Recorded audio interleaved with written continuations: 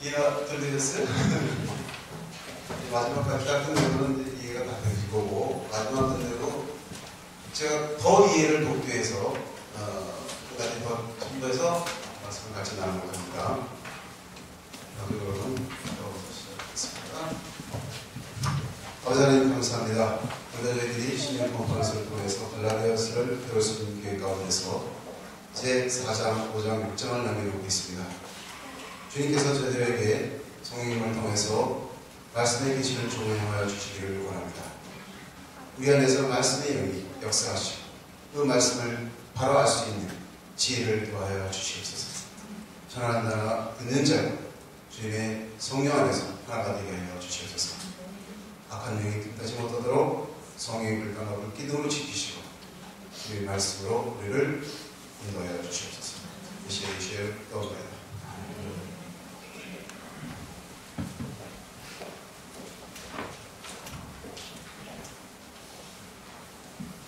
갈라디아서 4장 1절 서기절입니다.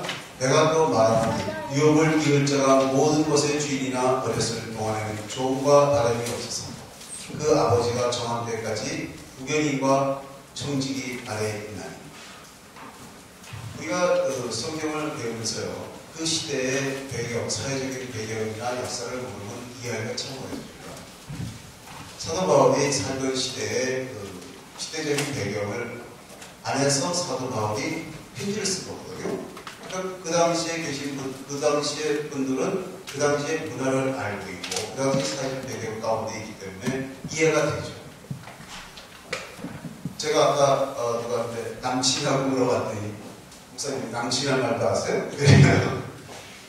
제가 한 20년 뒤에 떨어져 있었잖아요. 일본에 가서 있다 보니까 어느 날 한국에서 이렇게 돌아다니고 얼짱, 몸짱, 남친, 뭐 제가 듣지 못할 말을 많이 막 쓰니까 처음에 굉장히 혼란이 오더라고요.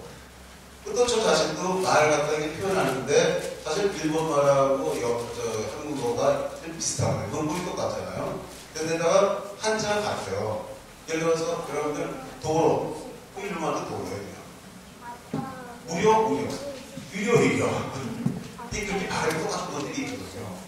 그러다 보니까 조금 할 때 어떤 때는 제가 잘못해가지고 계속 우리 애들이 일반 보세요. 딸들이 일본말을 해야 되니까 한국말을 그냥 나눠버립니다. 근데 들어보면 말도 비슷하거든요. 근데 그런 것처럼 이제 하니까 저도 말을 쓸 때도 이게 발음이 잘 안 되는 때가 있고, 어저께 제가 이제 한국말로 예시라는 말을 제가 나중에 찾아서 썼지만은 예시라는 말을 일본말로는 전조라는 말을 쓰는 게 더 한국말을 쓸 때, 근데 우리나라 전조라고 하면 사실 좀 뉘앙스가 좀 틀리죠. 그렇죠? 근데 그런 식으로 이게 틀린 거예요. 그러니까 우리가 그 당시에 문화적인 배경, 사회적인 배경, 또 벌써 우리나라에서도 한 10년, 20년만 조금만 차이 나도 전혀 틀리잖아요. 세대가 벌써 말투가 틀리죠. 북한 사람들하고 남한 사람들 말투가 틀리죠. 그렇잖아요. 그러니까 서로가 말을 갖다가 그 발배경을 잘 알아야만 우리가 이해할 수 있어요. 근데 우리가 지금 가지고 있는 성경이 무슨 성경이에요? 한글 성경에다가 그것도 또 대체적으로 거의 대부분이 대성경 아니에요. 그렇죠? 그러니까 다른 또 성경을 보면 조금 더 틀려요. 제가 어저께는 표준형을 좀 이렇게 이용을 했지 않습니까? 그러니까 보니까 그 빠진 일이 있었죠. 본스러운 얘기라는 거예요. 그렇듯이 원문하고 조금 다르게 번역이 돼요. 왜? 번역하시는 분들이 자기 생각에서 저도 번역해보고 이 목사님은 저보다 더 풀어본다. 그러니까. 근데 자기 생각이 안 들어갈 수가 없어요. 저자가 쓴 거를 번역하는데 많이 뉘앙스가 틀리거든요. 이게. 그러니까 그거를 잘 그것을 이해해서 내가 소화한 다음에 그거를 바꿔줘야 돼요. 그러다 보면은 어떤 데는요, 약간 틀려질 수도 있어요. 그러나 그 책을 읽는 사람이나 듣는 사람이 오면 이해가 잘 돼요. 그런 얘기. 그러니까 어떤 부분에서는 한글 성경 개정교육을 옛날에 번역하시는 분들이 그런 감각에서 있을 수도 있거든요. 근데 우리는 문화적인 배경에서 그 당시에 그게 들어와 보진 않아요. 오늘도 보시면 나중에 아니지만 따진 것들이 몇 개 있어요. 번역상에서. 번역이 전혀 틀린 감각이 있어요. 그런 것들을 우리가 이제 공부하면서 같이 찾아갈 수 있게 됩니다. 그래서 이번에 이제 지금 오늘 말씀드릴 첫 주제는 뭐냐면은 이 아들 됨의 예증이라는 건데, 이게 이것이 또 그 당시 사회적 배경을 모르고 이것도 이해하기가 어려워요. 자, 보세요. 바울은 갈라디아 사람들에게 잘 알려진 헬라 사회의 한 예를 비유합니다. 그것은요, 로마 법에는 가족의 장이 가족들에게 모든 권위를 행사합니다. 그래서 아버지가 정식으로 면제 혹은 이제 해방이라는 그런 말을 쓸 수가 있는데, 그렇게 해서 양자 결혼을 정하기까지는 가족들은 노예보다 더 나은 법적 지위를 갖지 못합니다. 내가 낳은 자식이라 할지라도 정식으로 양자 결혼이라는 어떤 절차를 거치지 않으면은 자식으로 인정을 하지 않아요. 여러분들 벤허라는 영화 보신 적 있죠? 벤허 보셨나요? 아랍사람 안 보셨어요? 벤허 이름이 원래 뭐예요? 벤허예요? 예후다 벤 후예요. 정확하게는 이름이 그래서 주다 벤허라는 영화입니다. 그러니까 훌이 아버지 이름이에요. 벤이 아들이라는 거잖아요. 그죠? 훌의 아들 예후다. 나중에 볼 때 이제 영화를 보세요. 다시 한번 보실 때 한국이 유심히 보세요. 주다 벤허입니다. 근데 예후다 벤 후. 제가 그걸 말씀드리는 게 아니고, 벤허가 그 노예로 팔려갔다가 배가 파손이 되죠. 파손이 되는데 그때 그 로마의 아주 높은 사람을 구해줘요. 그러죠? 기억하세요? 네. 근데 그 사람이 아주 유명한 자리에 올랐어요. 아주 높은 지위에 올랐어요. 그래서 그 사람이 자기를 구해준 거를 보고서 그 사람한테 벤한테 뭘 줘요? 반지를 주죠? 이 반지가 뭐예요? 아들의 증명이에요. 맞아요. 양자로 배우는 거예요. 그래서 배우가 다시 고향에 갔을 때는 대단한 지위가 있는 사람이 되는 거예요. 그죠? 그거는 이제 다른 사람을 갖다가 양보를 하지만 친자식도 그렇게 한다는 거예요. 로마 사회에서는. 자, 그러니까 아들은 아버지가 정식으로 재산 양도 혹은 양자 결연이 있기까지는 재산을 소유하는 뒤 가족의 유산을 요구할 수 없습니다. 이런 것은 통상적으로 아들이 14살이 될 때 한다고 합니다. 그래서 우리가 성경을 이렇게 배울 때요, 그 당시에 문화를 배울 수 있는 그런 한 소설들이 있는데 그걸 갖다 공부하자는 얘기 잘 이해가 안 돼요.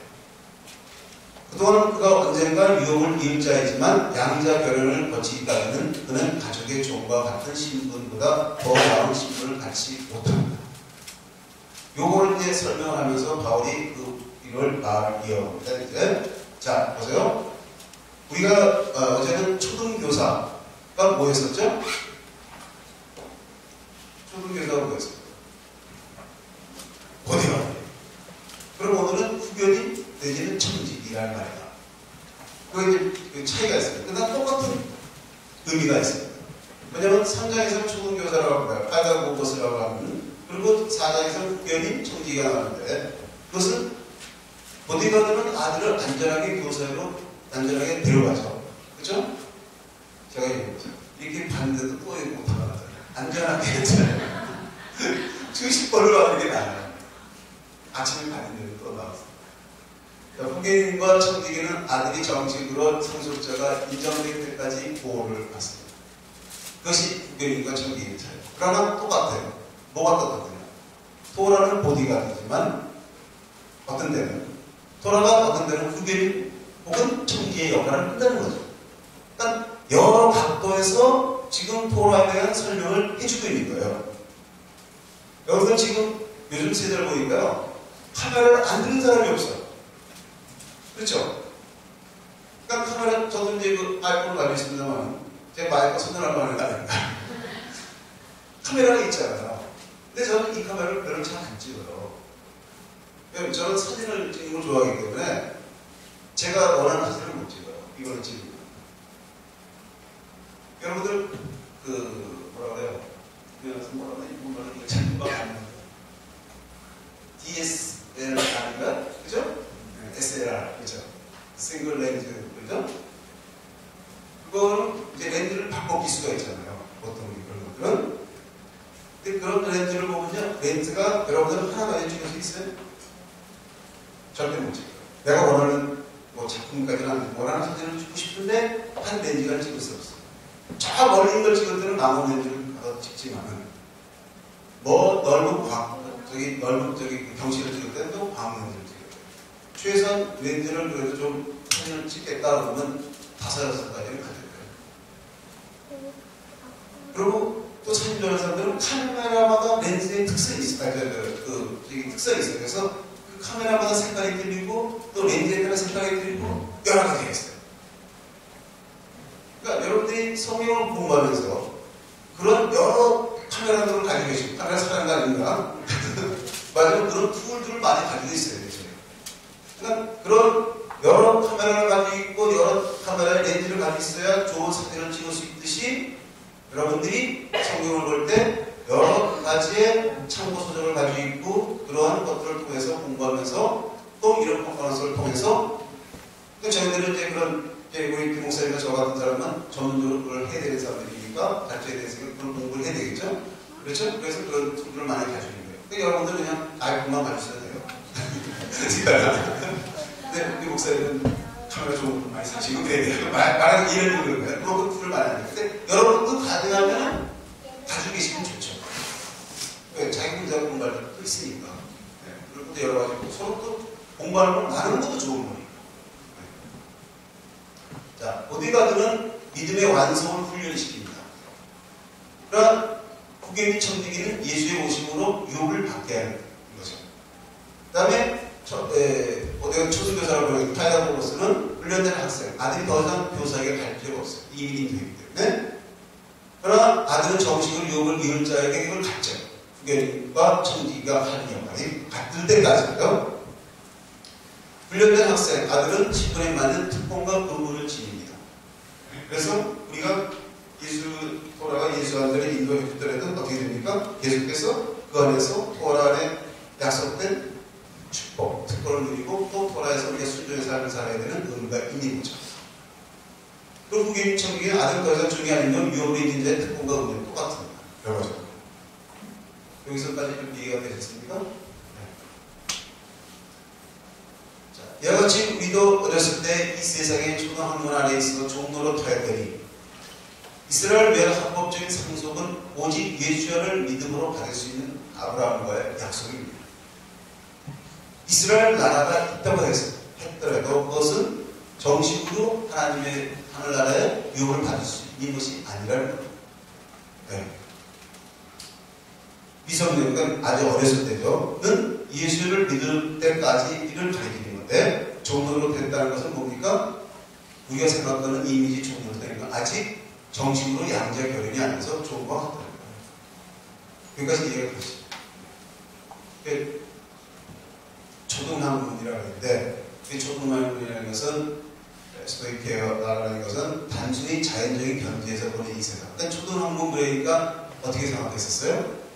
이 세상의 초등학문과 토라 안에서 종로로 됐다. 이렇게 해석을 했었잖아요. 그게 아니죠. 그냥 단순히 자연적인 견지 보는 세상인데, 헬라와 영주주의 세계관에서 4개의 초등학문이라는 게 있는데, 땅과 물과 공기, 불 같습니다. 그리고 별자리, 별, 천소구리 같은 거, 그렇죠? 근데 유대교에서는 때때로 주변 문화와 이신을 받아들였어요.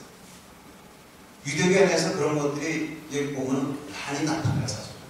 근데 우리가 잘못하면요, 여러분들이 희구적으로 공부를 한다고 해서 유대교를 많이 받아들이다 보면요, 잘못하면 이게 잘못하는 것도 들어올 수 있다는 겁니다. 네. 그래서 뭘 모르고 그냥 유대교 가는 분들이 그런 걸 모르기 때문에 그래요. 우리는 항상 뭐가 중요한 거예요? 피부리적인 관점이라는 게 유대교에 가해져 있는 게 아닙니다. 유대교 사람들이 가지고 있는 전통적인 것들을 좋은 것들이 많이 있고 그분들이 많이 배워야 돼요. 그것이 뭐에 근거했을까요? 성경이에요. 항상 성경에 근거하지 않은 것은 그거는 우리가 받아들일 수가 없어요. 네. 그걸 여러분들이 명심하셔야 됩니다. 히브리 관점 그러니까 유대인들이 가지고 다 한다면 요즘에 우리나라에 들어오는 메시아 교회라는 와서 뭐 이런 소리 저런 소리 막 하는 게 다 맞는 거예요. 정말 맞습니다. 네. 히브리적인 관점에서 유대인과 이방인이 유대인을 토라를 지켜도 이방되고 이방인을 지키면 안 됩니까? 그건 히브리적인 관점이 아니죠. 메시아의 주들이 와서 얘기하는 거예요. 그건 반 토라예요. 우리가 공부했잖아요. 어떻게 했죠? 계속해서 뭡니까? 하나님께서 아브라함과의 약속을 지키기 위해서는 어떻게 됩니까? 혈통의 자손과 이방인들이 같이 들어야 돼요. 그 계약 안에. 그것이 하나님께서 신실하게 그 약속을 지키시는 거예요. 누구를 통해서? 메시아를 통해서. 그래서 보면 요한복음 8장 32절이 보면 뭐 다 읽을 필요 없지만 여러분들이 딱 보시면 됩니다.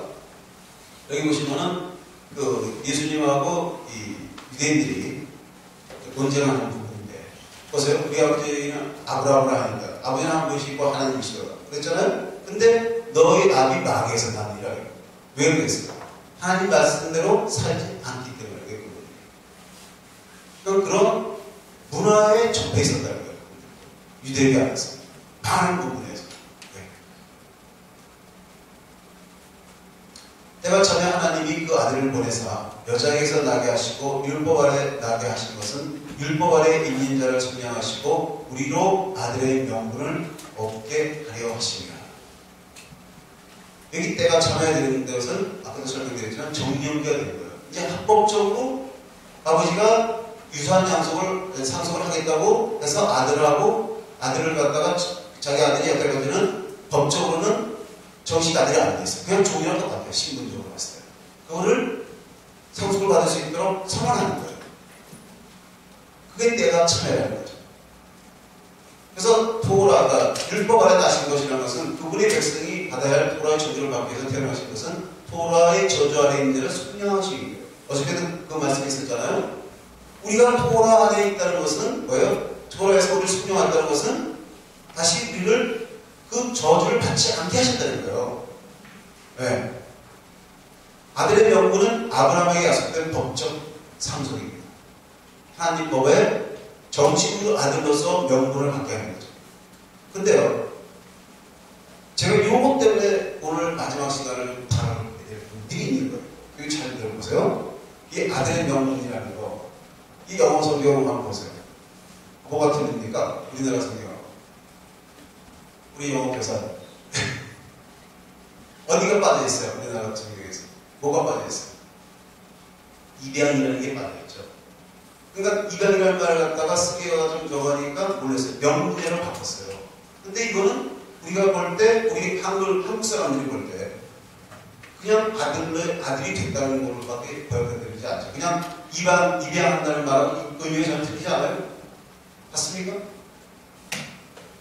그러니까 정치로 하면은 아들로서 입양이 된다는 거예요. 그러니까 의미를 전혀 찾을 수가 없잖아요. 저기 그냥 아들만 하는. 그러니까 이 양자의 결혼을 함으로써, 그러니까 그래서 양자로서의 그 권리를 가질 수 있다는 거예요. 원문은 이렇게 돼 있어요. 그러니까 영어 성경 원문에 굉장히 다르게 했어요. 근데 NIV가 조금 이상해요. 보세요. Who writes a son? 이것이 우리나라의 아들의 명분이라는 거 비슷하죠. 조금 그렇죠. 입양은 adoption이라는 말이 없잖아요. 자, 계속해서 보겠습니다. 이거까지 이제 이해가 되시길 바라겠습니다. 너희가 아들이므로 하나님이 그 아들의 영을 우리 마음 가운데 보내사 아빠 아버지라 부르게 하셨습니다. 그러므로 너희가 이후로는 종이 아니요 아들이니 아들이면 하나님의 말씀과 유업을 받을 자니라. 양자 결혼은 육적 혈통에 의한 것이 아니고 예수의 안에서 믿음의 선물로 주신 분의 영의 역사심에 의한 겁니다. 우리가 계속해서 제가 반복해서 말씀드린 거지만 내가 무슨 하나님을 선택한 것이 아니죠. 그분께서 우리에게 영을 부으시니까 성령을 부으시니까 우리가 하나님 앞에 나갈 수가 있는 거예요. 우리가 구원을 받을 수 있는 길이 열린 거예요. 그렇게 된 거죠. 그래서 믿음에 이를 때까지는 유대인 종이었고 아직 아브라함의 약속을 받지 못했습니다. 이것을 이해하는 것이 굉장히 중요합니다. 그러니까 유대인들이 구원을 받았느냐? 몇 년 전인가요? 메시아닉 주식 컨퍼런스, UMJC라고 말하면 메시아닉 주의 메저의 그룹입니다. 거기에 이제 단저스타나 이런 아셔런트라이드 이런 분들이 그 리더 교육인 분들인데, 그분들이 몇 년 전에 그분들이 매년 컨퍼런스를 합니다. UNEC 컨퍼런스를 하는데 1년 전에 그 예루살렘에 가서 컨퍼런스를 했어요. 근데 그때 분들이 그 명칭을 뭐냐면 예루살렘 컨퍼런스다 이렇게 했어요. 그래가지고 이제 예루살렘 복귀 컨퍼런스다 이런 식으로 그러니까 그 뭔가 사도행전 15장 이후에 메시아의 주의 그 컨퍼런스다 이런 식으로 거창한 명칭을 붙여서 했는데 이번 들어가서 이제 그 컨퍼런스를 하다 보니까 유대인들이 이시애들이 있는 건 다 알죠. 모르는 건 아닌데 그러면 베스트에서 취재를 했어요. 그럼 우리가 지금 나도 유대인이고 당신도 유대인이다. 근데 우리가 예수가 안 믿으면 돈을 못 받느냐? 그랬더니 대답하기가 좀 곤란하니까 아니 유대인은 다 못 받아. 여러분들 동의하십니까? 거기에 대해서? 저는 절대 동의하지 않습니다. 아무리 혈통의 자손이라 할지라도 메시아의 신 예수를 믿지 않으면 구원을 받을 수가 없어요. 구원의 길은 유대인이나 신분에 있지 않기 때문에 오직 구원은 한 길밖에 없어요. 신분을 얻는다는 것 또 하나가 구원이 아니에요. 우리의 구원은 오직 하나예요. 하나님의 구원은. 그런데 유대인이기 때문에 정말 맞습니다. 메시아를 믿게 되기 위해 유대인은 하나님의 크신 은혜로 양자 결연을 통하여 성지군으로 선언이 됩니다. 그때까지 아직까지 예수님 오시기까지는 안 되는 거예요. 예수님을 믿을 때까지. 근데 그러면 그때까지 그럼 다른 사람들 구원 못 받았냐? 그게 아니죠. 예수님은 언제 계셨었어요? 2000년 전에 오신 예수님이 2000년 전에만 오셨어요? 창세기도 분명히 오셨죠. 그분들이 계속해서 누굴 바라봤어요? 오실 메시아를 바라봤고 또 만난 분도 있잖아요. 이해가십니까?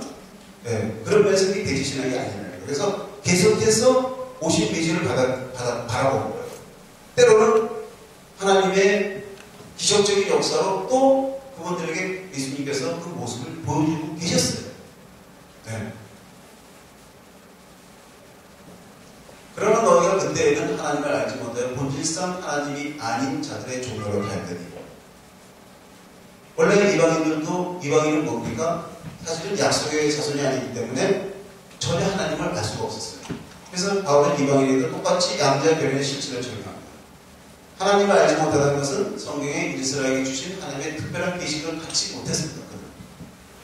그러니까 이방인 안에서는 구원의 길이라는 걸 찾을 수가 없었죠.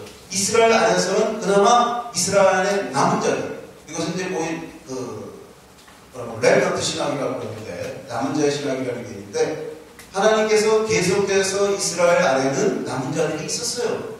예수를 믿는 분들이. 네. 그러나 이방인 안에서는 전혀 뭐라 알 수가 없었어요. 왜? 이스라엘 안에서는 혈통의 자손들 안에서는 하나님께서 계시를 주셨고 약속을 주셨고 토라를 주셨기 때문에 그분들이 알고 있었던 거예요. 네. 근데 열방 가운데서 하나님의 택함받은 그들은 종이었었어요. 그래서 아브라함의 계약 안에 합법적인 상속이 없었죠. 그리고 우상을 섬기는 종이었습니다. 근데 이제는 너희가 하나님을 알뿐 아니라 더욱이 하나님이 아신 바 되었거늘 어찌하여 다시 약하여 천박과 초등학문으로 돌아와서 다시 그들에게 종노를 하려 합니까? 갈라디아 이방인 신자들은 하나님의 주권적인 사랑을 체험했습니다. 그래서 하나님을 안다는 것이에요. 그리고 또 하나님이 아신 바가 됐다는 거죠. 네. 그들이 분명히 우리가 알 수 있는 것은 사회적인 압박이 있었어요. 로마는 유대교를 하나의 인정된 종교로 허가하고 그들의 모델로부터의 전통에 따라 예배하도록 했습니다. 이것은 알렉산더 시대부터 전통적으로 내려온 겁니다. 알렉산더가 이스라엘에 들어왔을 때 어떻게 했어요? 여러분들 그 얘기했죠? 기억하시죠? 기억하세요? 다시 한번 설명드릴게요. 알렉산더가 세계를 제패하고 그리고 이스라엘을 딱 들어가는데 이스라엘에서는 이제 그 세계를 제패하는 알렉산더 대왕이 오되니까 다들 그냥 긴장하는 거죠. 그 대제사장을 비롯해서 다 말이 나왔어요. 근데 알렉산더 대왕이 말을 타고 툭 가다가 저기서 제사장이 대제사장하고 리더들이 오니까 말에서 내렸어요. 그러니까 부하들이 깜짝 놀랐어요.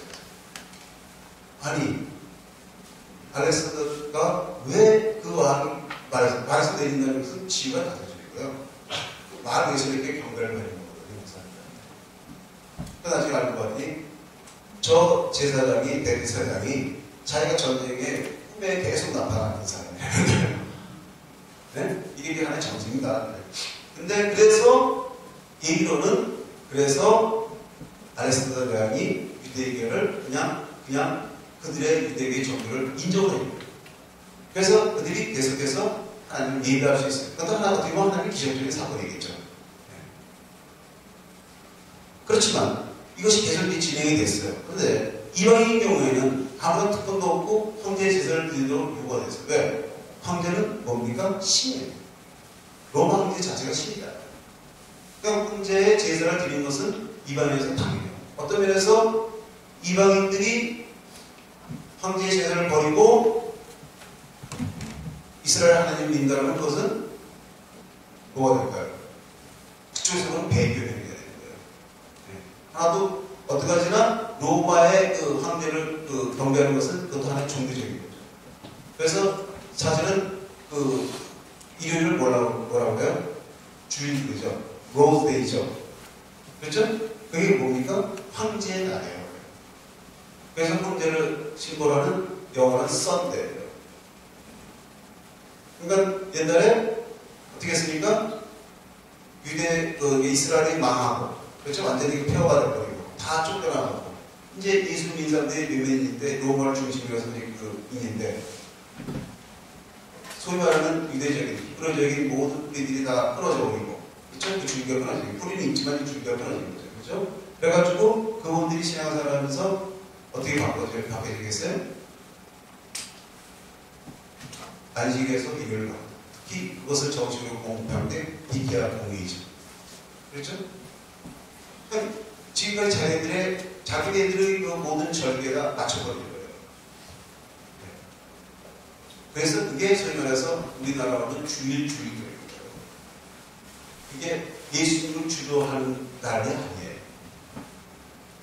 그래서 저는 메시아를 시작하고 주일이라는 말을 안 써서 그냥 일요일. 근데 어떤 데는 이제 옛날에 처음 시작할 때 이 버릇이 내가 버릇이잖아요. 무슨 버릇이고 이 첫 번째는 그 날을 붙였어야 돼요. 아닌데 만약에 제가 그냥 그 사실을 알고서 역사적인 사실을 알고서 계속해서 일요일을 주일이라고 대신해서 한다 그러면은 예수님을 모르는 거죠. 진짜 성경이 주일을 한다면 샤밧이 주일. 안식이 주일이시 누구예요? 예수님이시잖아요. 그럼 안식이 주일이죠. 따지고 보면. 그렇죠? 네. 앞으로 안식이가 주일이라고 하세요. 자, 그런데요. 이방인 신자들이 비단에 다니면서 황제의 제사에 관여하지 않으면 안 됐을 가능성이 대단히 높습니다. 그렇게 하는 가운데 그들은 약하고 천박한 초등학교로 다시 돌아와서 약하고 천박한 초등학교에 보면은 우상숭배입니다. 그래서 그들은 아들이거든 그때는 뭐가 돼요? 종노릇이 하는 거예요. 다시 이제 양자와 결연이 돼가지고 양자로 들어가게 돼 다시 그쪽 문화로 간다는 것은 우상숭배인다고 하고 거기에 관여한다고 하는 종노릇하는 거예요. 근데 거짓 교사들은 개종자가 되고 설득하기 위해서 이런 상황을 이용했죠. 왜? 유대인들한테는 특권이 있잖아요. 예배할 수 있는.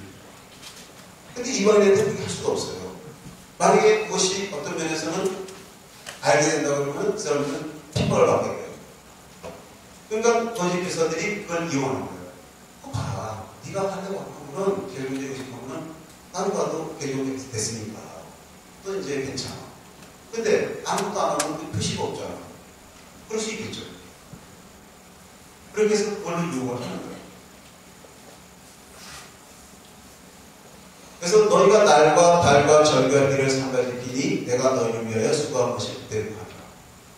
통상적으로 바울이 이방인들이 도라 절개를 지키면서 부진한 의미로 해석됩니다. 이것도 많이 논쟁이 되는 부분입니다. 그렇죠? 자, 날이라는 것은 이제 여기 우리나라 나이라고 했는 사실은 복수죠. 데이즈.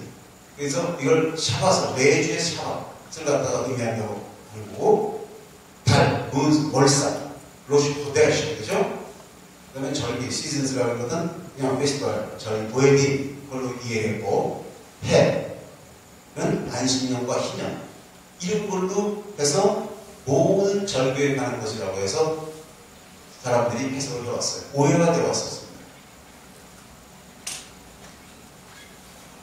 자, 그런데 보세요. 지금 우리가 8절에서 9절 사이에 보고는 무슨 얘기를 했어요? 바로 스더버리. 이방인들이 이교도로 살던 이전 생활에 대해서 말하고 있는 거 아닙니까? 그러니까 우리가 성경을 해석을 할 때는요, 이해를 하려고 하면 전 문제만 잘 봐야 돼요. 그 한 군데만 딱 잡아내니까 오해를 할 수가 있어요. 그리고 전체적인 배경을 보니까 또 오해가 돼요. 일단 우상 숭배에 관한 것을 이미 했어요. 그러면서 이 문장이 나오기 때문에 결국 보니까 절기는 여기서 얘기하는 절기, 그죠?는 토라의 절기로 설명할 수가 없습니다. 그런 달과 달과 절기와 해를 지키는 것은 그 당시에 황제 제사와 황제 예배를 설명하는 거예요. 왜냐하면 로마 제국에서 황제 예배는 해와 특별한 달과 달과 계절을 비롯한 황제의 통치 연수를 세워 가르치기는 많은 축제들이 있었어요. 지금 크리스마스도 그렇잖아요. 크리스마스도 원래는 예수님 태어나신 날이 아니에요. 여기 이스라엘에서 오신 선교사님이 계시지만 지금 이스라엘 추워요, 안 추워요? 춥죠? 추운데 가서 노숙할 수 있어요? 못해요. 네. 그럼 25일에서 1월 5일 사이에가 뭡니까? 그 당시에 뭐가요? 축제예요. 사탄 페스티벌이에요. 그 사탄 페스티벌이 뭡니까? 먹고 마시는 거예요. 지금의 크리스마스는 너무 비슷한데 세상적인 크리스마스예요. 네. 그리고 동방교회, 서방교회가 크리스마스 날이 틀려요. 서로 정한 날이 틀려요. 서방교회가 우리 서방교회 쪽밖에 모르지만 동방교회 쪽은 25일이 안 돼요. 이해가 가십니까, 여러분? 네. 그러니까 그 당시에 로마에 관한 형제를 중심으로 만들어진 절기가 있을 거 아니에요. 그 절기에 맞춰서 살려고 하는 거예요. 거기 따라가야 돼요. 지금 일본은요, 제가 재밌는 얘기를 일본이 아마 12월 23일인가가 일본 천황의 생일이에요. 그래서 그날은 노는 날이에요. 일본은 크리스마스는 안 돌아요. 우리나라는 놀지만 우리나라에 크리스찬들이 많아서 그래서 또 초대 대통령이 크리스찬이 있고 그래서 이제 그 휴일이 있지만 일본은 아니에요. 그러면 일본의 크리스찬들이 볼 때 만약에 그날을 지키고 하는 건 뭐겠어요? 황제 제사에 참여하는 게 되잖아요. 그렇죠? 네. 그럼 그 문화에 따라서 우리가 이해할 수가 있는 거예요. 그러니까 우리가 어디 문화로 돌아가야 돼요? 그 당시에 문화로 돌아가야 돼요. 그래야 이해가 됩니다. 그러니까 날과 달과 절과 해를 상관 지킨다고 하는 것은 뭡니까? 그 당시 문화 속에서 그들이 황제 제사 이런 게 참여하고 있었다는 거예요. 그래서 자기네들이 뭡니까? 여태까지 이방인으로서 지키면서 구원받고 양제 결혼을 받았다. 구원받았더니 양제 결혼이 됐다는 걸 지금 의미라고 있는 겁니다. 그렇죠? 근데 다시 돌아가는 거예요. 이건 뭐 다시 돌아가니까 중동 옷으로 돌아가요. 오히려 한 신뢰에서 이렇게 표현하고 있는 겁니다. 여기가 좀 이해가 되셨습니까? 네. 그래서 우리가 알 수 있는 것은 바울은 이방인 시대에 살아가는데 사회적인 압박이 있었음을 이해했고 몇몇 이방인 신자들은 비법을 배하여 황제 제사에 관여하고 있었을 것이라고 봤습니다. 바울이 그들에게 경고한 것은 우상이 어떤 관여라도 참 믿음을 부인하는 것으로 말하는 거죠. 왜? 황제 제사는 곧 황제에 대한 이유는 그 우상이거든요. 황제 자체가 우상입니다. 네. 형제들아, 내가 너희와 같이 되었은즉 너도 나와 같이 되기를 구하노라. 너희가 내게 이렇게 같이 아니하였느니라. 바울은 복음을 위하여 또 이방인에 대한 사역을 위하여 자기 민족으로부터 거부를 당했습니다. 사실 그렇지 않습니까? 원래 바울이 유대교에서는 그야말로 요새 뭐 유행어가 아닌지 우리가 속된 말로 하면 잘 나가는 사람이 있었어요. 요즘 잘 나가는 사람은 뭐라고 해요? 그것도 좀 배워야지. 그냥 잘 나간다고 알아요? 네, 잘 나가는 사람이 있었어요. 유대교에서. 네. 그러니까 이제 곧 어떻게 보면은 나중에 최고 산자들의 최고의 그 라프가 될 수 있는 그런 것이 있었는지도 몰라요. 근데 이방면서의 사고로 부인받고 나서 그런 받고 나서 보면 옛날에는 자기가 그 믿는 사람들을 핍박을 했는데 이제는 보니까 거꾸로 믿는 핍박을 받는 거예요. 네. 그래서 그는 갈라디아 이방 시대들로부터 복음을 배워 같은 이것이 고립에 대한 견디라고 가능합니다. 제가 어저께 그저께 설명했죠. 아까 좀 설명했어요. 저희 그 회중에 있던 가나다 성교사님 자매가 딸이 들어와서 같이 신앙생활 하다가 떠나갔잖아요. 떠나게 된 이유가 뭡니까? 고립된. 왜? 뒤에 다 예수님, 일본은 예수님 사람들이 별로 많지 않으니까. 근데 그 중에서 예수님 사람들, 성교사 딸이죠. 그렇죠? 학교도 비슷한 식구이죠. 그리고 또 신학을 공부했거든요. 그러면 다 예수님 사람들 아니에요. 근데 그 친구들한테 손가락질을 받기 시작하니까 견딜 수가 없어요. 근데 자기한테 확신이 없었어요.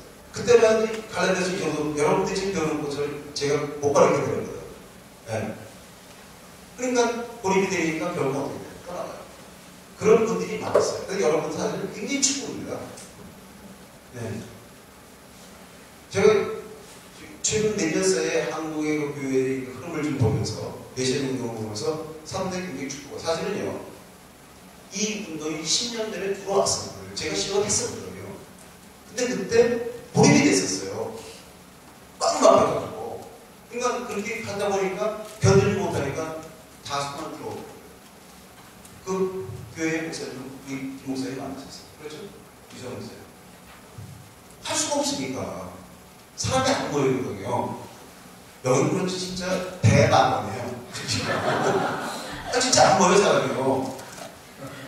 많이 보일 줄 알았어요 처음에 그분이 할 때. 근데 보니까 안 보여. 그래서 10년 전이. 그때만 해도 메시안 주들도 그렇게 활발하게 다니지 않았어요.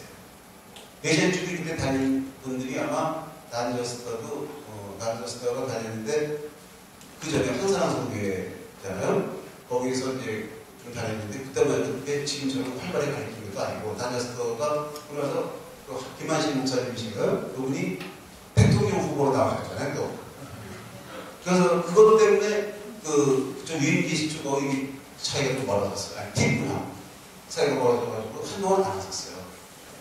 그래서 오시기 시작한 분이 다시 왕래하기 시작이 그렇게 별로 오래지 않아요. 지금 제가 메시아에 주려고 왔다 갔다 하시는 분들이 활발하게 왔다 갔다 하시는 것이 그렇게 오래되지 않다는 말. 그러니까 괜히 생소한 데다가 또 나타나니까 누가 받아들이겠어요? 그랬었어요. 그러니까 지금 여러분들은 모든 지금 분위기가 돼 있어요. 그러니까 축복이에요. 그러니까 하나님의 때가 되니까 그런 거예요. 제가 계속해서 때라는 걸 지금 말씀드리는데 그 때가 되니까. 때가 된다는 건 뭐예요? 하나님께서 또 때를 마련하시고요. 보겠죠? 그렇죠? 그 다음 때. 그럼 여러분들이 아까 오늘 교수 선생님 좋은 말씀 하셨어요. 여러분들을 훈련시켜서 그 다음 자기 세대를 또 그 다음 세대를 위해서 나가야 돼요. 여기서만 있는 것은 좋지 않아요. 물은 고여 있으면요 썩어요. 그렇죠? 물은 흘러가요. 여러분들 그 미크바를 갖다가 만들 때 물이 고여 있게 만들지 않아요. 흘리게 만들어요. 생명 있는 물은 흘러가야 돼요. 여러분들이 여기서 머물러 있으면 물은 썩어버려요. 흘러가셔야 됩니다. 그렇다고 당뇨에 막 다니라는 거 아닙니다. 여러분들이 여기서 훈련을 받고 또 새롭게 나가서 또 전화할 수 있는 계속 그런 활발한 사역이에요. 제가 한국을 이제 좀 가까운 시민들이 잘 보게 되면서 느낀 것이 한국에 대한 사역을 좀 열실 것 같은 느낌을 받고 있는데 제가 일본에 있으면서 그런 걸 많이 느꼈어요. 제가 외로우니까 저도. 그렇다고 해서 일본 분들이 한두 분 정도 이제 더 있지만 그렇게 깊이 교제할 수 있는 여기가 안 되고 소위 이제 서로 사역자들이 오는 거예요. 그 다음 넥스트 제너레이션들이. 그래서 제가 이런 사역들을 이제 여러 질문을 보면서 앞으로 일본에 대한 그런 비전을 갖고 오실 수 있는 분들이 있으면 좋겠다 하는 생각을 하는 거죠. 그러면 같이 또 동역을 할 수 있고 또 앞으로 지금 보세요. 제가 어제도 얘기했지만 한국에 지금 선교사로 나가 있는 분들이 많잖아요. 각국에 이제 앞으로 거기 가서 여러분들이 전하죠. 그분들은 토를 닦았어야 되는 거죠. 근데 진짜 복음의 진술을 누가 전해요? 토라 회복을 여러분들이 전할 수 있습니다. 여러분들은 그러다가 조금 여러분들이 완전히 고립이 되진 않았지만 그래도 약간은 고립이 있어요. 그렇죠? 그러나 그걸 이겨나갈 수 있어요. 내가 처음에 육체의 약함으로 말미암아 너에게 복음을 전하는 것을 너희가 알아라. 너희를 시험하는 것이 내 육체에 있으되 이것을 너희가 업신여기지도 아니하며 버리지도 아니하고 오직 나를 하나님의 천사와 같이 또 그리스도 예수와 같이 영접하였다. 너희 복이 지금 어디 있느냐? 내가 너희에게 증언하는 너희가 할 수만 있었더라면 너희 눈이라도 빼어 나에게 주었으리라. 그런즉 내가 너희에게 참된 말을 함으로 원수가 되느냐? 바울은 무슨 병인가에서 다시 호흡극에서 갈라디아에 머물러 있었다는 걸 우리가 알 수 있습니다. 근데 갈라디아 사람들은 바울의 병을 하나님으로부터의 질병이 아니라고는 생각하지 않고 그를 하나님의 진리의 메시지로 받아들였죠. 그들이 너희에게 대하여 열심을 내는 것이 좋은 뜻이 아니요 오직 너희를 이간시켜 너희로 그들에게 대하여 열심을 내게 하려 함이라. 바울이 육체적 고통 가운데서도 사역을 감당한 헌신적인 사역과는 대비적으로 거짓 교사들은 이기적인 동기로 이방인 신자들에게 대종자가 되려고 압박을 가했습니다. 그래서 너희를 이간시켜 오라는 것은 계약의 축복에서 이방인을 제외시키는 겁니다. 오직 하나님과 아브라함과 맺은 계약 안에 그 축복이라는 것이 유대인만이 있다고 하는 것은 그것은 하나님의 약속을 이을 수가 없잖아요. 근데 그 축복에서 이방인을 제외시키는 것이 바로 뭡니까? 그런가 하는 것이 거짓 교사들의 생각이에요. 그들에게 열심을 내게 하려 함이라. 그렇게 함으로써 이방인 신자들은 거짓 교사의 신학과 권위로 들어오도록 강요를 받는다. 좋은 일에 대해 열심으로 사모함을 받으면 내가 너에게 대하였을 때뿐 아니라 언제든지 좋은 일이라. 나의 자녀들아 너희 속에 그리스도의 형성을 이루기까지 다시 너희를 위하여 해산하는 수고를 하노니 내가 이제라도 너희와 함께 있어 내 영성을 높이려 함은 너희에 대해 의욕이 있습니다.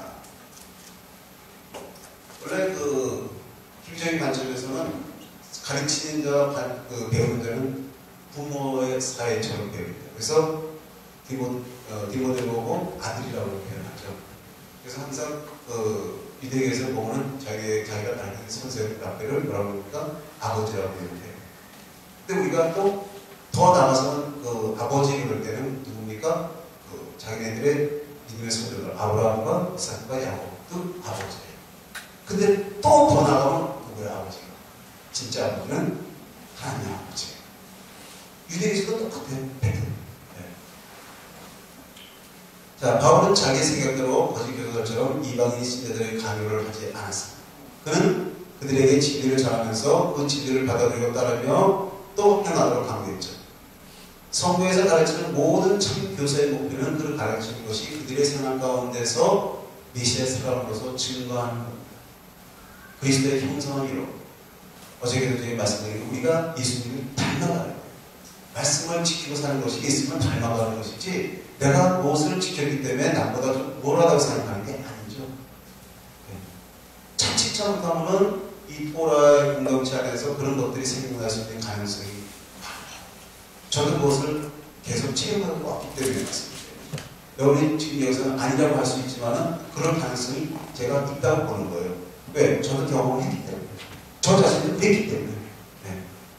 사람이 이래는 약해요. 그러니까 항상 그거에서 넘어지는데 나중에 계속 깬다는 이유는 바로 그렇지 않다는 걸 깨닫죠. 우리가 그거를 다 지킬 수가 없잖아요. 우리가 여러분들이 지금 예를 들어 구세를 지킨다고 하자고요. 안식일을 지켰다고 하자고요. 토라에서 그것밖에 없어요. 얼마나 613개나 있어요. 물론 613개 중에서 우리가 뭡니까? 성전이 없기 때문에 지킬 수 없는 것도 많아요. 왜? 성전 제사에 관련된 그러나 그거에 관련된 거라 할지라도 지켜야 될 것들이 많거든요. 그런데도 우리가 다 지키지 못해요. 그러다 보면 지키려고 하는데도 예를 들어서 안식일을 지키려고 해도 사실은 안식일 딱 지켜요. 여러분들 제가 이런 말씀 드린다고 어쩌게 생각하지 마십시오. 제가 그냥 말씀을 드리는 겁니다. 여러분들 예를 들어서 LMC하고서 몇 시에 했어요? 어저께. 그죠? 해가 쭉 지기 나서있잖아요. 그쵸?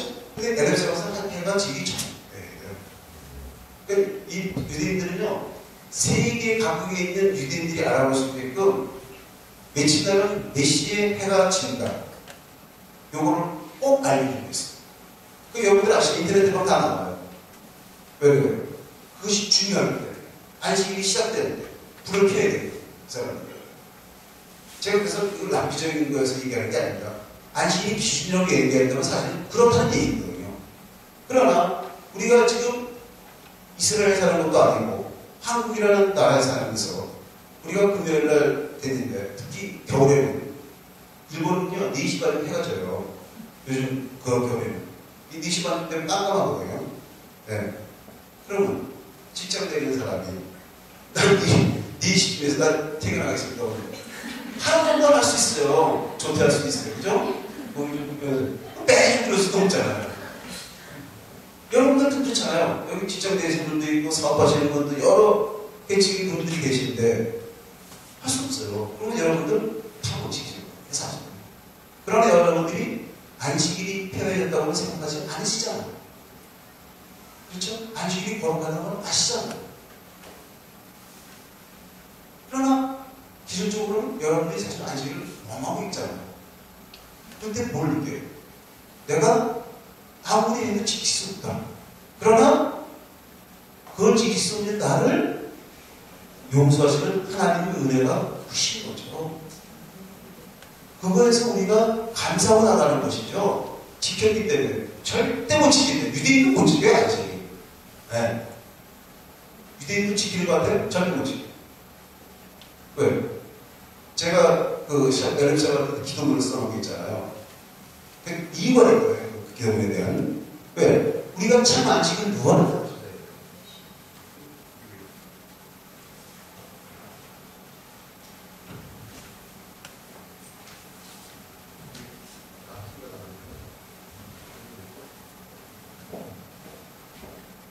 예수님 안에서 찾아야 되잖아요. 그러니까? 네. 근데 지금 이들이 예수님에서 안식을 지키고 있어요? 꽂혔잖아요. 성경적인 관점에서 본다면 온전한 안식이 아니에요. 우리가 날만 지킨다는 것은 저는 안식이라고 볼 수가 없어요. 지금. 성경적인 관점에서. 참 안식이 누가 알겠어요? 참 안식은 오직 예수님 안에만 있습니다. 그렇죠? 제가 오셨는데 감사합니다. 이 마이크 좀 좋네요. 소리가. 그래서 이걸 놔주시는 거구나. 난 목사님 더 좋은 거 이야기 사람인데. 네, 감사합니다. 그러니까 우리가 아무리 해도 지킬 수 없지만 지키려는 노력하는 가운데서 깨닫는 것이 하나님의 은혜예요. 그래서 토라의 진리가 거기 있는 겁니다. 내가 말하라. 내게 말하라. 율법 아래에 있고자 하는 자들아. 율법을 듣지 못하느냐? 율법 아래에 있다는 것은 뭡니까? 개종자가 돼서 토라. 즉, 이 토라는 뭡니까? 성문 토라, 구전 토라. 양쪽이죠. 어저께도 말씀드렸죠? 그 당시에는 이대민한테 성문 토라, 구전 토라가 붙게 있었어요.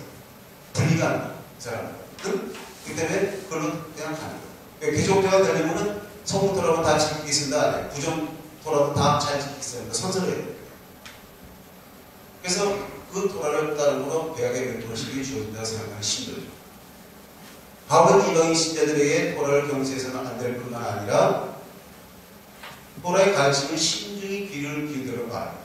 토라 그 자체가 가르치는 계약 멤버십이란 하나님의 은혜로 주신 택하심과 그분에게 택하심 받은 자들에게 주신 믿음에 통한 결과입니다. 하나님께서 우리에게 은혜를 주시고 우리에게 믿음을 주시지 않으면 우리가 예수를 믿을 수 절대 없습니다. 뭐 제가 수백 번 여기서 여기 말씀을 드리지만 여러분들 체험한 것이고 저도 체험했어요. 그래서 성경이 그렇게 가르치고 있고 그리고 우리한테 하나님께서 말씀을 가르칠 뿐만 아니고 절하실 뿐만 아니고 우리에게 체험을 주시잖아요. 그런 걸 개수대국의 사업 속에서 아주 또 중요한 대목이 나왔습니다. 기록된 바 아브라함에게 두 아들이 있으니 하나는 여종에게서 하나는 자유인 여자에게서 낳았다 하였으며 여종에게서는 육체를 따라 낳고 자유인 여자에게서는 약속으로 말미암았느니라. 여기 여종에게서 네? 이스마엘은 아브라함과 사라의 계획에 의한 결과입니다. 그렇죠? 창세기 15장에서 하나님께서 내가 너의 자손을 저 별처럼 많게 해주겠다고 했어요. 그랬더니 아브라함이 그렇죠. 네, 하나님 제 담에서 주제가 에렌셀이라고 얘기했는데 아이게 괜찮아요. 내가 아들 삼으려고 계획하고 있습니다. 안 해요. 그죠? 네 몸에서 나야 된다. 그때 아브라함이 어떻게 했어요? 그걸 믿었어요. 그리고 의롭다고 했어요. 그런데 이분이 16장에서 어떻게 했어요?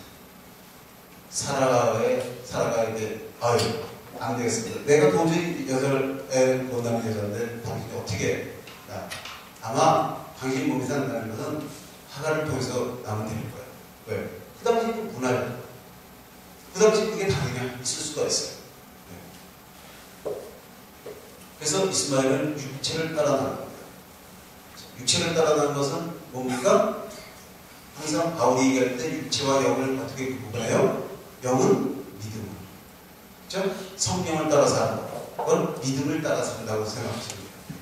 그리고 육체를 따라 사는 건 뭐예요? 불신앙.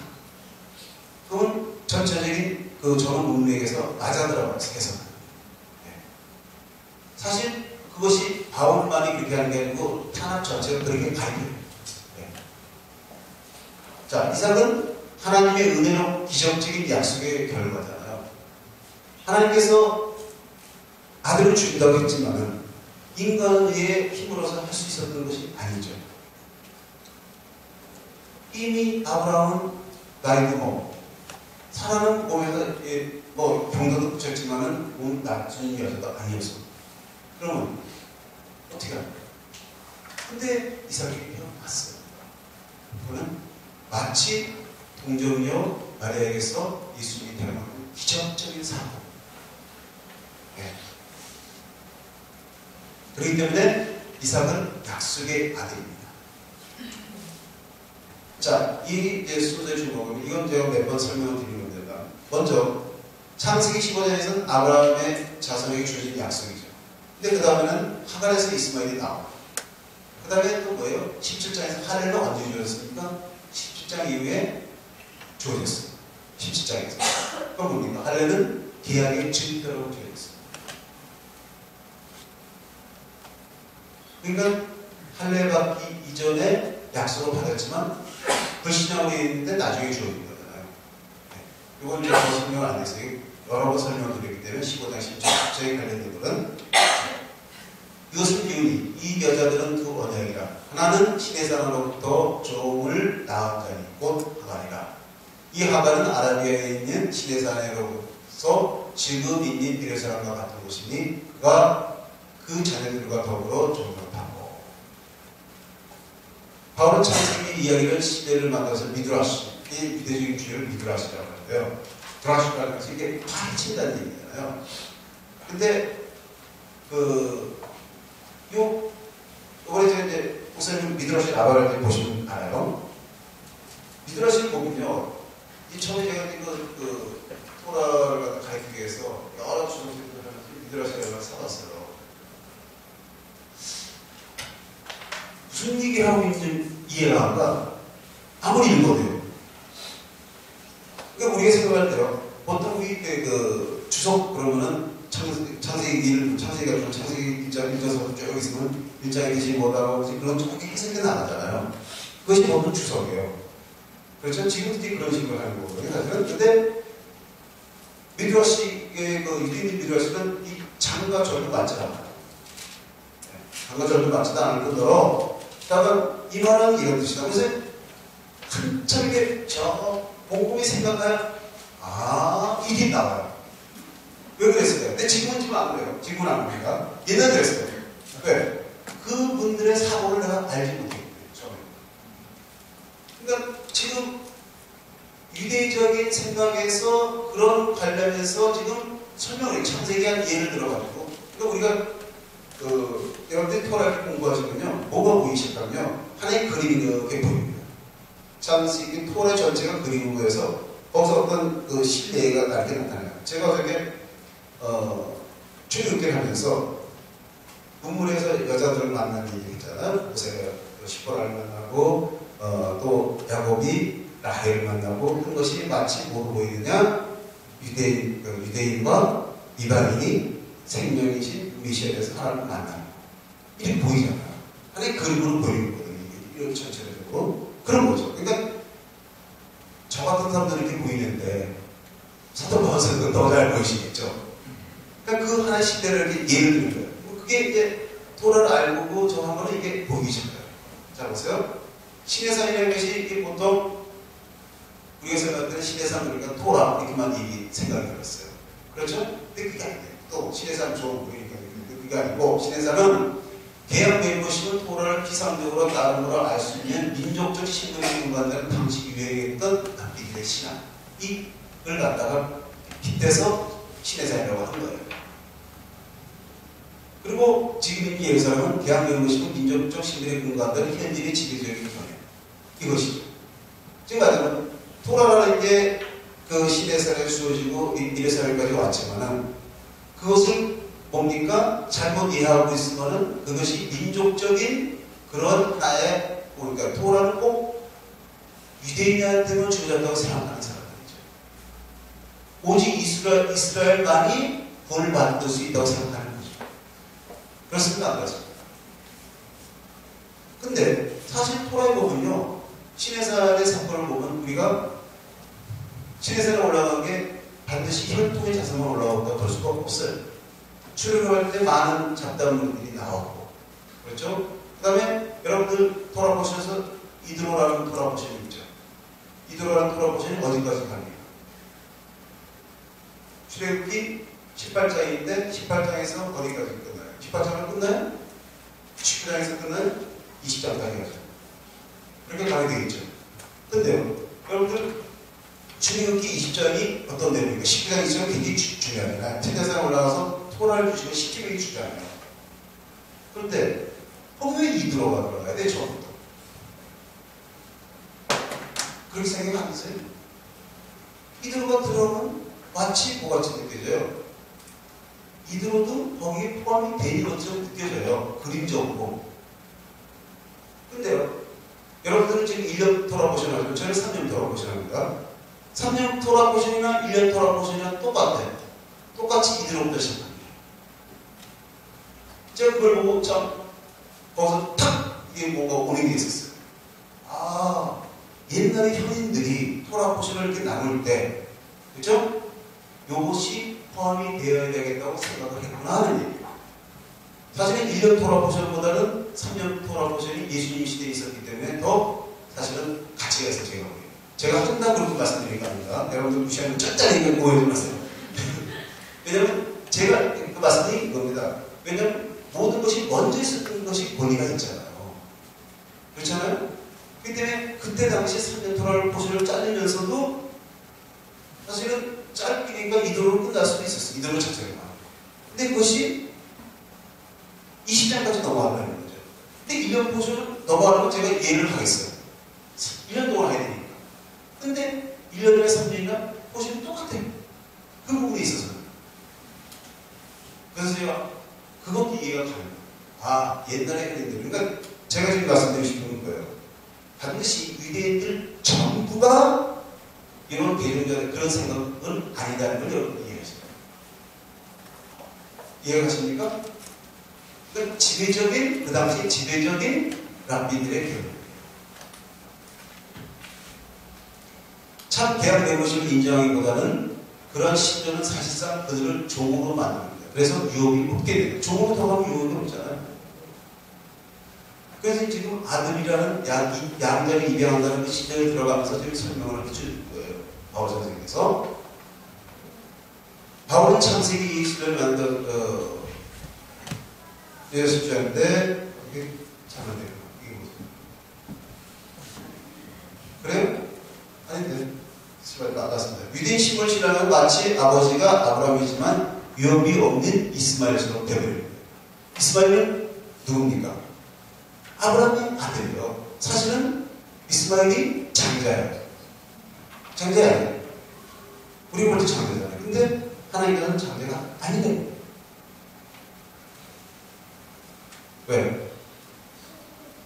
아브라함이 자기 힘으로 행했어요. 그게 불신으로 있었어요. 불신하게 있었어요. 그러니까 불신하고 행하는 것은 자유가 없어요. 그건 종교도 별것도 같아요. 오직 의인 예루살렘은 자유자이니 우리 영혼이라. 기록된 바 잉태하지 못하는 자여 즐거워하라. 상고를 모르는 자여 소리 질러 외치라. 이는 홀로 사는 자의 자녀가 남편이 있는 자의 자녀보다 많으니라 하였으니 형제들아 너희는 이삭과 같이 약속의 자녀라. 위에 있는 예루살렘, 하나님께서 본래 의도하신 예루살렘이죠. 그렇죠? 원래가 예루살렘을 의도하신 거였는데, 그래서 바울은 이사야서 51절을 인용해서 자기의 논점을 이제 강조하고 있는데, 뭡니까? 원래 사람을 불임이었던 것처럼 이스라엘은 하나님의 기적적인 신생의 역사로부터 멀어져 불임이 되었었어요. 애를 낳지 못했어요. 생명을 잉태할 수가 없었어요. 이스라엘. 근데 하나님 기적으로 이삭을 잉태한 것처럼 영적 생명의 출생은 하나님의 역사를 통한 것이 사람으로 인한 것이 아니라. 지금 뭡니까? 유대인이라는 신분을 가지고 무엇을 한다는 것은 누구의 힘으로 하는 거예요? 인간의 힘으로 하는 거예요. 인간의 힘으로 하면 생명을 날 수가 없어요. 여러분들이 나가서 복음을 전해야 되고 또 토라의 진리를 전해야 되는데 여러분들이 가지고 있는 지식 가지고 전한다고 하면 잉태할 수가 없어요. 생명을 날 수가 없어요. 생명은 오직 하나님의 역사예요. 그러니까 우리가 하나님의 역사를 어떻게 해서 보여야 돼요? 성령의 도심에 따라서 구할 수밖에 없어요. 그래서 성령으로 말미암아 태어난 그들이 참 아들이에요. 이삭과 같이. 이 부분이 좀 이해가 되십니까? 굉장히 중요한 부분이죠. 이게 이런 기본적인 미드라시의 방법, 풀어가는 방법을 이해를 하지 못하면 이 부분도 굉장히 난해한 부분입니다. 자, 그러나 그때 육체를 따라 난 자가 성령을 따라 난 자를 박해한 것 같이 이제도 그러하다. 그러나 성경은 무엇을 말하느냐? 여종과 그 아들을 내쫓으라. 여종의 아들이 자유인 자의 아들과 더불어 위험을 얻지 못하려 하니라. 육체를 딴 자가 누구였습니까? 이스마엘이었죠. 근데 보니까 참 계약의 이론이 대비하여 유대인 신분이 되려 주장하는 것이 마치 이스마엘과 같다는 거예요. 육체를 따라간 자, 불신앙이 아니라. 그렇죠? 그래서 성령을 따라간 자, 이삭. 계약의 이론은 메시아를 믿도록 하시는 하나님의 주권적인 택하심에 근거한다고 믿는 자예요. 그것이 성령이다. 믿음에 의해서. 그래서 아브라함이 나중에 하늘을 받고 나서는 믿음으로 기다렸죠. 그러면 이삭이 태어나죠. 하늘을 받아서 자기의 방을 잘라내요. 그래서 창세기 21장 10절에 두 사람이 같이 살 수가 없어요. 육체를 따라가는 사람과 성령을 따라가는 사람이 같이 살 수가 없다. 마치 창세기 20장에서 보여준 거 똑같은 것을 여기서 이렇게 비춰줍니다. 그런즉 형제들아 우리는 여종의 자녀가 아니요 자유인 여자의 자녀니라. 여종의 자녀라는 것은 율적 혈통, 유대인은 태어난 율적 혈통이나 개종자, 유대인을 인정받는 됨으로써 계약의 멤버십의 근거로 삼는 이스마엘, 여종의 자녀. 그들은 종으로 태어난 유업의 권리가 없어요.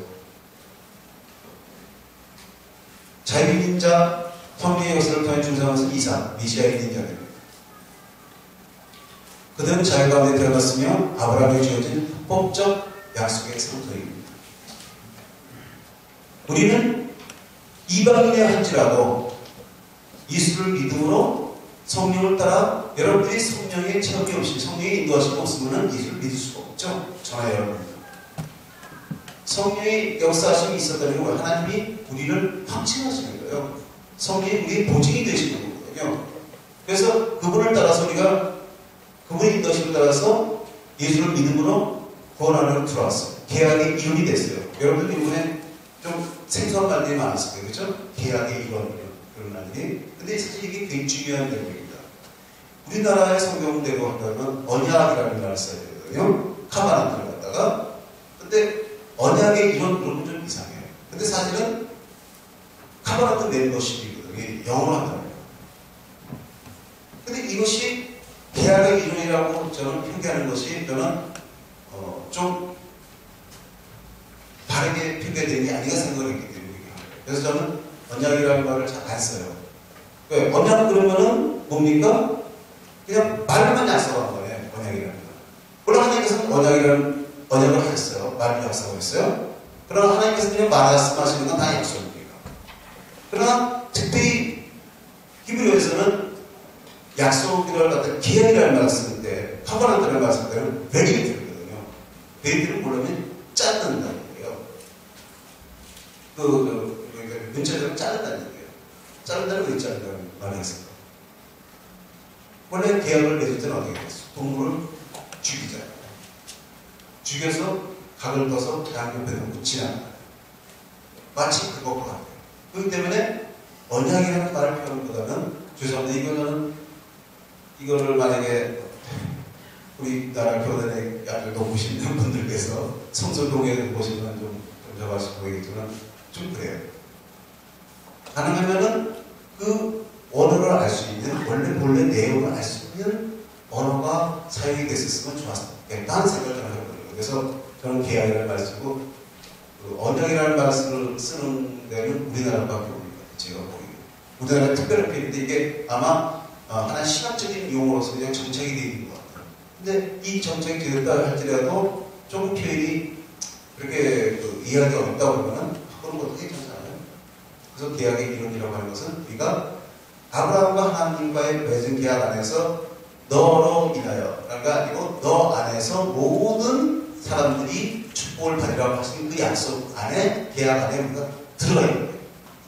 그것이 뭡니까? 나중에 바울 선생님께서는 그것이 예수 안에서, 그 자손 안에서, 예수 안에서 그 계약 안에 축복을 받을 수 있다는 거죠.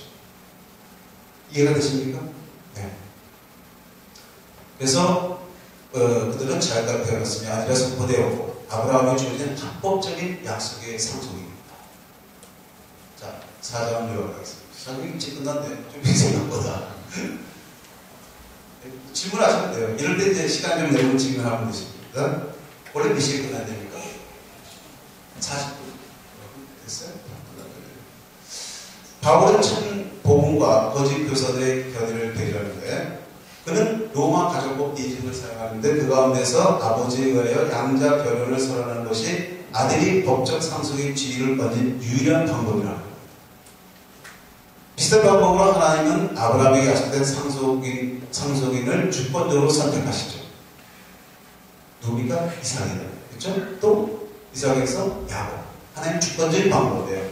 그리고 야곱의 아들 중에서 누구예요? 유다. 이렇게 하나님 주권적으로 육적의 혈통이란 유대인 신분은 그 계약의 상속인이 되기는 불충분합니다. 될 수가 없어요. 네. 바울은 하갈과 사라, 이스마엘과 이삭의 얘기를 자기의 논점을 설명하기 위해서 사용했지 않습니까? 요거 아주 굉장히 중요하죠. 이해가 가십니까? 여러분들이 토라를 공부하면서 이런 것들을 이제 볼 수 있게 되면은 그 다음에 이제 전체적으로 이제 예언서나 시편이나 또 복음서도 그런 식으로 보기 시작해요. 네.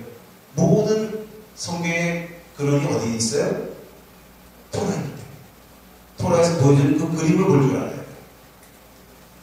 이스라엘 유구로 인한 아브라함의 노력의 결과였죠. 이것이 불신앙입니다. 그렇죠? 하나님의 약속을 믿지 못한 거예요. 조금만 참아야 되는데 좀 더 못 참았어요. 이삭은 성령으로 말미암아 하나님의 주권적 택하심과 은혜의 결과입니다. 그러니까 우리가 하나님을 믿을 수 예수님을 통해서 본에 들어갔다는 것이 마치 무엇과 같다고 보는 거예요. 지금 바울 선생님께서 이삭이 태어난 것 같아요. 기적이야, 기적. 그것이. 여러분들과 저가 예수를 믿고 구원을 받았다는 자체가 기적이에요. 그냥 이게 뭐 누가 전도해서 된다고 전도 그냥 아무나 내리는 게 아니에요. 그렇죠? 이스마엘의 출생은 자연적인 거죠. 그냥 인간의 힘으로 할 수 있는 거예요. 남자와 여자가 만나면 애가 나오면 당연하죠. 그렇죠? 그러나 이성의 추석은 초자연이에요. 애를 낳을 수 없는 상황에서 나왔어요. 애가 낳을 수 없어요. 근데도 애를 잉태하고 낳았어요. 그것은 마치 예수님께서 이 땅에 오신 그 모습과 같아요. 예수님께서 그런 모습으로 오신 것 같이 우리도 그런 모습으로 하나님의 기적적인 역사 속에서 우리가 하나님 앞으로 나온 거예요. 그렇기 때문에 이스마엘은 그 세합 계약의 상속인이 아닙니다. 불신앙입니다. 불신앙은 그 상속을 받을 수가 없어요. 이삭은 그 계약의 합법적인 상속입니다. 우리도 합법적인 상속입니다. 그래야 돼요. 우리가 합법적인 상속이기 때문에 여러분들이 토라를 지키려고 하고 토라를 사랑하고 토라를 사는 거예요. 그러니까 유대인들이 왜 토라 지키냐고. 이거 합법적인 상속인인데 너희가 상속인 너 예수 믿어? 안 믿어? 너는 안 믿으면 너 상속이야. 네가 아닌데 그렇대요. 아까 말씀하셨잖아요. 유대인들한테 전해야 된다. 그걸 전해야 돼요. 제가 친밀했던 토라 공부한 교회 뭔지 아세요? 그걸 전하기 위해서 유대인들한테 가서 진짜요? 제가 이건 좀 다른 이게 처음 제가 얘기하는 겁니다. 여태까지 어디 가서 얘기 안 했어요. 근데 오늘 이 생각이 딱 나요. 제가 미션을 시작하고 몇 이상 년 됐나?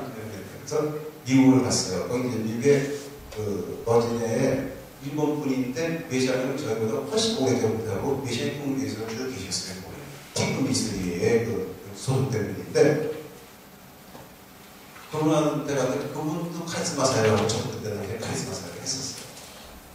그래서 이제 거기서 이제 같이 그 6월절 때 갔었구나. 제가 6월절 때 그 가서 그때 이제 제가 세대를 갖다가 번역하고 했었는데 한국어로 그때 가서 같이 지내고 나서 이제 마지막 오는데 그냥 소문 들으니까 저 조세 때 일본에서 센세이라고 부른다. 일본은 왜냐하면 목사님은 센세이라고 불러요. 조세니까 그런 사역을 많이 한다고. 그러니까 여기 일본인들이 기도를 받게 된 거예요. 그런데 기도를 다 해주고 그다음에 이제 그 사모님이 또 그런 사역이 되게 강하신 거예요. 그래서 이제 기도를 받고 있는데 저한테 비전이 딱 보이는 거예요.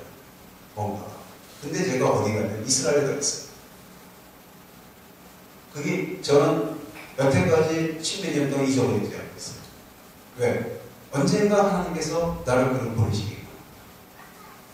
왜? 유대인들한테 참 진리를 전할 수 있다. 그래야 눈을 베개지요. 근데 그때는 제가 가지고 아는 게 없으니까. 뭐 지금도 아는 게 많다는 게 아니에요. 절대 아는 게 오해하지 마세요. 지금도 더 공부해야 돼요. 한 10년 더 공부해야 돼요. 한 80쯤에서 가면 되겠죠. 네. 그 다음에 70이 아닙니다. 20년 후에. 네. 그때 가면은 되겠죠. 제가 왜 말씀드리냐면 여러분들이 앞으로 참된 것을 알고 그것을 전함으로 해서 해보시게 되는데 아까도 우리 목사님 말씀하셨듯이 유대인들이 지금 눈이 가려져 있거든요. 근데 그들한테 시기를 남게 한다는 것이 뭐 누가 와서 뭐 전에 한국에 와가지고 이해하는 분들이 크리스천들이 물질적으로 축복받았으니까 유대인들에서 도와준다는 것이 그들을 시기하게 한다. 그러니까 그들이 감사해서 시기한다는 거예요. 크리스천한테 잘 되는 거예요. 지금 세계 돈을 다 주기 위해 누군데요? 유대인들 아니에요? 근데 그런 소리를 하는 거예요. 그래서 제가 천만의 말씀을 제가 앞에다가 그들을 썼을 거예요. 그 당시에. 뭐냐. 유대인들이 시기하는 것은 우리가 토라를 지키는 걸 시기하는 거예요. 왜 자기네 건데 지키면 하는 거예요. 저는 그런 거 많이 봤거든요. 메시아 주들을 만나서 그리고 이스라엘에서 유대인들을 만났을 때 왜 네가 이런 지치를 참냐는 거예요. 왜 이게 청색내는 거지? 너는 무슨 편이냐는 거지? 네? 그럼 그 사람들이 시기를 자기들이 몰랐다. 그렇죠? 그 안에서 그들을 전해주면 그들이 참 진리로 돌아오게 되고 거기서 예수님을 만나게 될 때 그분들은 정식으로 그때 상속을 받을 수 있는 거예요. 아직까지 상속 못 받았어요. 오히려 우리가 받았어요. 그래 안 그래요? 우리가 상속자인데 상속자에게 주어진 특권이 뭐예요? 토라 안에서 참 자유를 갖는 거예요. 그리고 의무는 뭐예요? 토라 안에서 순종을 삶에 사는 거예요. 그게 축복이죠. 따라서 그 계약이 합법적인 상속인의 영으로 말미암아 태어난 것이 육으로 인한 것이 아닙니다. 자, 사장에서 결정은 유대인이든지 이방인이든지 그 계약의 이런 모두가 하나님의 가족으로 양자가 결연이 됐습니다. 유대인도 참 아들이 아니에요. 여러분들 이제 그러면 좀 혼란이 좀 오실 거예요. 아니 출애굽기 보니까 이스라엘이 장자라고 했는데 그렇죠? 그래서 안 그랬어요. 네. 그 문제를 다루기 위해서 제가 오늘 마지막 시간을 하려는 겁니다. 보니까 흐름이 그렇게 되겠어요. 근데 희한하게 이 요번에 컨퍼런스를요, 제가 이제 사실 지난번에 가면서 공항에서 그 생각이 딱 들고 공항에서 들었어요, 그 생각이요. 아, 근데 목사님이 연락이 왔단 말이에요. 그래서 제가 뭐 별 생각도 안 하고 그냥 갈라졌습니다. 예, 저는 거거든요. 근데 오면 하는데 시간인데 저는 워낙 긴, 한 6자로 한다는 게 쉬운 게 아니잖아요. 그리고 또 플라자도 한번 해야 되고. 그래서 이렇게 일하다 보니까, 한데 막 듣다 보니까 뭐가 튀 나오다 보니까 그런 게 있어요. 그래서 오늘 이렇게 어제 그제 이렇게 해서 보는데 이 연결이 좀 되는 거야. 이 부분에서. 양자 결연이 되는 거죠. 왜냐면요. 많은 분들이 유대인은 적자고, 적자라는 걸 아시죠? 네? 네, 정식 본처의 아들이고, 맞아은 이방인은 서자예요. 그런데 한 집안에 사는 거예요. 이런 식으로 해석을 할 수도 있어요. 그래야 안 그래요? 그렇습니까? 성경을 잘못하다 보면 그럴 수도 있어요. 왜? 이스라엘은 내 장자노라 하고 말씀하셨기 때문에. 근데 그 장자의 개념이 틀리다는 거죠. 장자라는 것이 개념이 여러 가지가 있어요. 한 가지만 있는 게 아닙니다, 여러분들. 초다들, 그리고 무슨 뭐 장자권, 그것이 하나만 연결되는 게 아닙니다. 그걸 제가 오늘 마지막 시간에 설명드릴게요. 네. 이런 아름로서 양자 결연된 것은 하나님의 주권적인 역사가 가져다 준 것이지 사람의 노력으로 이루어진 것이 아닙니다. 모든 계약의 이론이 하나님의 가족이 되는 것은 같은 방법이므로 구원의 하나님의 은혜로우신 주권적인 역사를 통해서 모두가 하나님의 자녀로서 같은 특권과 책임을 갖고 있습니다. 네, 거기서 마치겠습니다. 잠시 기도하겠습니다. 주님 감사합니다. 오늘 갈라디아서 4장을 배웠습니다. 이 4장 가운데 당신의 진리를 알게 하시고 당신의 말씀을 계시함으로써 저희들에게 더 많은 것을 깨달아 수 있게 하신 것을 감사드립니다. 그것을 통해서 저희들이 더욱더 주의 말씀을 바로 전할 수 있는 참 믿음의 사람들이 될 수 있도록 축복하여 주시옵소서. 예수의 이름으로 감사합니다. 아멘.